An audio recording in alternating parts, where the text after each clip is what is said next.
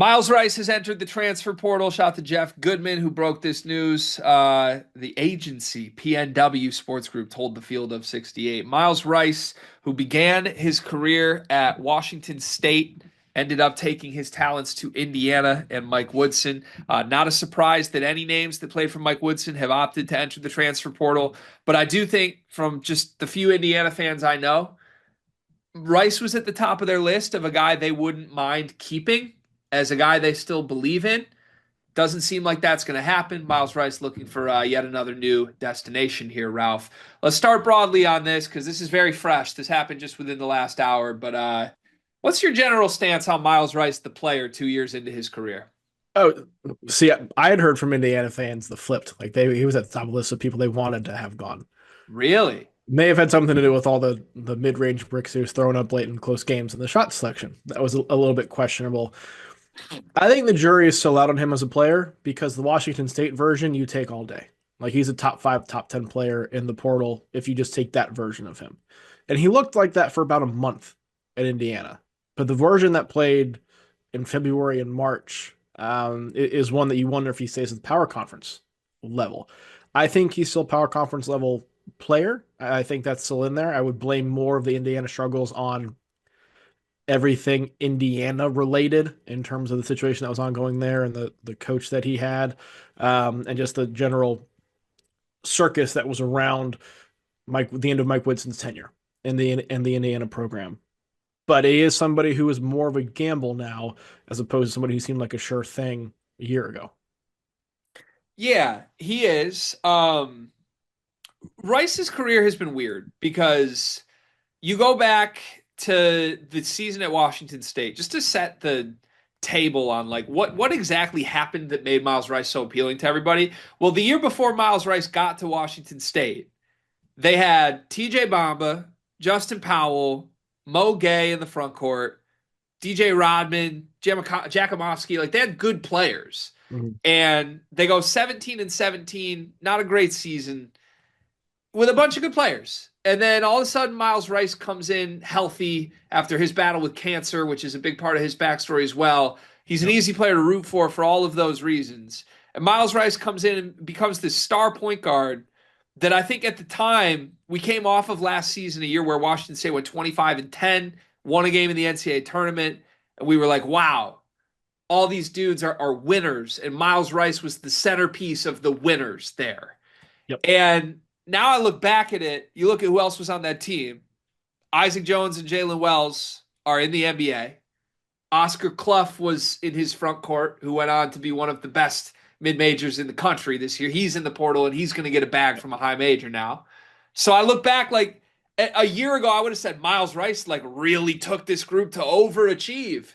And now I look back at it and I'm like, Myles Rice was the point guard on a loaded team in the Pac 12 that maybe should have been better than they were. It's crazy how 1 year can like completely Yeah. redefine our expectations. It's probably not fully fair to him, but any idea that he's this winner went out the door for me with how he played and his body language and carrying himself in the Mike Woodson locker room this year.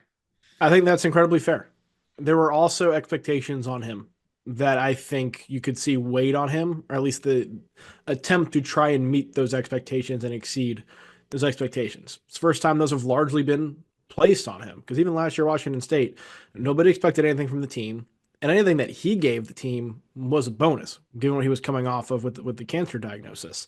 And so, for all that to be going so well, and then the first part of the season to go so well at Indiana, there was expectations on him and the team, and it felt like he often tried to overcompensate to make up for those and meet those expectations, which anytime you try and force something too much tends to backfire. Yeah. So he had moments this year where he was great. Keyword moments, because they would like pop up for 4 minutes of a game and then like disappear for the final 16 minutes of that same game. But I I have think some. back, they had their win at home early in the season against your team, South Carolina. He was the best player on the floor. Ken Pom MVP, 23 points. Next game, he had 20. You're thinking, oh, they got their superstar right here. Yep. And then when they went to Atlantis, it all just sort of disappeared. He only had one more game the rest of the season, or no, excuse me, 2 games the rest of the season where he hit 20 points. I will say, like on games where he got hot, he showed this like scoring swagger, confidence, takeover ability that I do think is pretty rare, even just across college basketball. Like his hot streaks for 4 minutes would feature like personal 10-0 runs where he's getting to the rim and hitting fadeaways, and he's hard to stop. But something about him, just like why doesn't it happen more? Why does he just flip a switch when that happens? I guess take me back to that South Carolina game. What was your perception of what went right for him and why he couldn't find that more? Well, I think it speaks to a larger issue. As you mentioned, kind of the issues he had later on in the season. Well, who are you playing later on in the season? You're in the heart of your Big Ten schedule, and the Big Ten is awesome. Early part of the season, you're playing a non-conference schedule, which when you're a team like Indiana is typically teams you should beat, teams you should handle. Even South Carolina, 2 wins in the SEC this year. We're not going to talk about the Gamecocks if they were some juggernaut this season. I went through Myles Rice's numbers against non-top 50 teams. So basically, like the bottom two teams in the Big Ten and a good portion on a conference schedule. He averaged just under 13 points, just under 4 assists, 4 rebounds, shot 48% from the field, over 37% from three. That's the guy who was efficient, the guy who was able to get into the lane, the guy who was able to shoot over some smaller defenders because he's got really good positional size, do all the things that we saw him do at Washington State. But when they played top 50 competition, which is the heart of your Big Ten schedule and most of the Big Ten, those numbers dropped to 7.4 points, under 2 assists. He basically had a 1-to-1 assist to turnover ratio, 33% from the field and 27% from the three. When he got against good teams with good defenses, with particularly the Big Ten, good size, he really struggled. And he really tried to force the issue. They're trying to get things going. But like it's not as simple oftentimes as just you play good teams or bad teams. But I do think there is something in this with Rice when they came up against teams who played good defense or had the size to match with him, the quickness to match with him on the perimeter. He struggled to get what he wanted, and he didn't adjust his game very well. Yeah. Okay. I think the competition caveat concerns are very fair from what I saw. And as much as it is like physical ability, as crazy as it sounds, I think a lot of his stuff is mental. Because Yes. I've seen him even back, it was a secret scrimmage, so who cares? But they played Tennessee in like a televised exhibition, and Rice was torching them. Can it be a And secret if it's televised, by the way? right, it can't be a secret, you're right? But I don't know. It's one of those things where I really believe in his ability, and it sounds mean to say. I just don't believe in the brain of the play. And not to say he's stupid, but like just the confidence is not there. The intent is not there. He kind of just lets the game sort of play him sometimes. And Mm-hmm. those special moments when he gets going are special. I don't think the special moments are necessarily competition dependent, but you're right. They're a lot more infrequent against really good teams. And that's the reality of this. There's also the whole thing, how his season went, started the first 20 something games.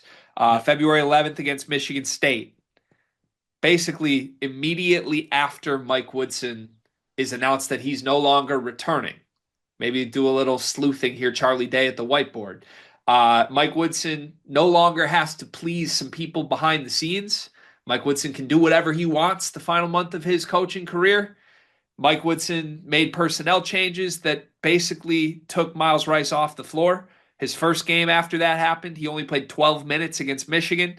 The next game, he was not in the starting lineup. He only started one more game the rest of the season. Now, should add, Indiana played their best basketball of the season. As this happened, Anthony Leal entered the starting lineup, and he is nowhere near the talent Myles Rice is, but the team just looked a lot more cohesive when Myles Rice took on a lesser role. So, do you think Indiana's turnaround was 1-for-1 aligned with the fact that Myles Rice wasn't on the floor as much? I think that had something to do with it. I'm not going to say that's the reason, but the results speak for themselves. I think a lot of it too was Rice was not the playmaker this season that Indiana kind of needed from their backcourt.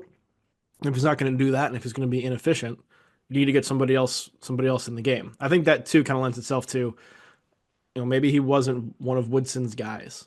Maybe there were some boosters who wanted Rice there, and that's how we got there, as opposed to Woodson really strongly pursuing him. I don't know. That's just you know speculation looking back, but I do think there's something to that.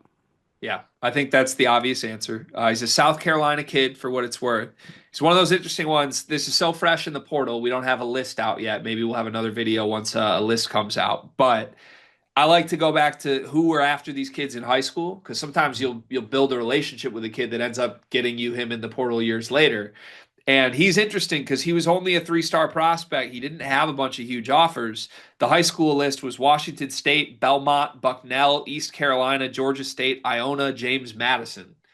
And obviously, he went through the portal once. He was a bigger name on the portal last year. I can't really remember who was seriously after. It felt like Indiana wrapped him up very early They in the did. portal cycle last year. So I guess just broadly, we don't need to speculate schools per se here, but is there a certain level that you think Myles Rice should be after here as a destination? I think he's still a power conference player. The jury saw it as whether he's a bench power conference player or a starting caliber guard at a power conference level. But I think he gets at least one more crack at that. I think he's still talented enough. And you mentioned that the highs are way too good for us to just relegate him, I think, to a mid-major league. You brought up Iona. You know, was the head coach of Iona at the time. Yeah. He's now the coach of St. John's. So I was thinking about this because obviously St. John's is thriving right now. St. John's also just landed Jason Sanoan, who's Yep. studly 5-star. I think he'll be a star. Do you think that we could see Rick Pitino leverage the recruiting relationship there to send him to Xavier? Potentially. Potentially. I don't Because hate that that. feels, to me, I would be shocked if Rick Pitino wants Myles Rice. I would not be shocked if they try to angle Donovan Dent replacement Myles Rice at Xavier. I don't hate that. St. John's also has to replace Kadari and Davon Smith. Yeah. So I do think there are a couple guards they need, and one of the guys they're going after is Frankie Collins, allegedly. Would rather have Myles Rice for Frankie Collins. Hey, hey, hey, careful. You're a South Carolina guy, Ralph. He's from Yep. Columbia, South Carolina. Do you want your team to prioritize Myles Rice? Yes, I do. And that just comes from the fact that the Gamecocks need players. Lamont Paris was not the head coach when Myles Rice was going through school, was going through high school and going through his recruiting process. So that'll be a new relationship that likely has to be formed. But the Gamecocks need perimeter help everywhere. And he's somebody who's, again, shown the highs. South Carolina also be a place for him where he can kind of play through some of those struggles and not feel the pressure to be perfect all the time if there is a mental block there. So I don't hate that fit. I don't want to talk it into existence given the fact I'm an alum, but I think that would be a win for South Carolina. And Lamont Paris too. We saw what he did with Michi Johnson as a Big Ten reclamation project. Maybe he does it again. Yeah. Yeah, I can see that. Okay. All right. Well, we'll keep an eye on this. Clemson also won. If we're doing the Carolina schools, like Chase Hunter replacement. Clemson could be one. I NC see State a just had little her, Chase Hunter NC in his State just had her game. new coach. Needs a lot too. Yeah, you're right. I feel like as we're going through names like a Donovan Dent replacement, right? He's not Donovan Dent. I see a little Chase Hunter in his game, a little bit. Yeah, Chase Hunter though, the last two seasons got a lot of the boneheaded stuff out of his system that I think Yeah. Miles has to get out of. But if he advances that mentally, skill wise, they're very similar. I like that. Yeah. All right. We'll keep an eye on this. We'll have more coverage of this. Subscribe to Sleepers Media so you can see all of our portal updates. We got like 40 videos going up today. Crazy time of year. It is March, and that means that March Madness is upon us. And if you are looking for a place to play, Underdog Fantasy has you covered. Sign up and deposit using code SLEEPERS, that's code SLEEPERS, to receive up to $1,000 in bonus credit plus a free pick. Head over to Underdog Fantasy today and use promo code SLEEPERS to take advantage of this amazing offer.